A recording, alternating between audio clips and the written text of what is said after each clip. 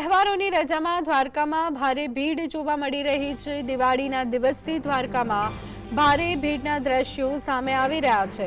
લોકોના ભારે ધસારાના લીધે વ્યવસ્થાના ભાગરૂપે બનાવેલો હંગામી ગેટ પણ તૂટી ગયો હતો। લોકોની ભીડ વધી જતા બેરિકેડિંગ પણ તૂટી ગયું। જો કે સદનસીબે કોઈને ઈજા થઈ ન હતી।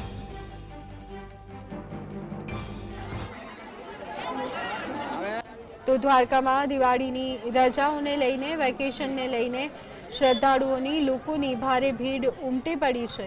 મંદિર પ્રશાસન તરફથી સ્થાનિક પ્રશાસન તરફથી વ્યવસ્થા તો કરવામાં આવી છે, પરંતુ દ્રશ્યો પરથી સમજી શકાય છે કે લોકો મોટી સંખ્યામાં દ્વારકા પહોંચ્યા છે અને વ્યવસ્થાના ભાગરૂપે જે હંગામી ગેટ તૈયાર કરવામાં આવ્યો હતો તે પણ તૂટી ગયો છે। જો કે સદનસીબે આ ગેટ તૂટવાને કારણે જાનહાનિના કોઈ જ સમાચાર સામે આવ્યા નથી, પરંતુ અત્યારે હાલ દ્વારકામાં ભારે ભીડ જોવા મળી રહી છે।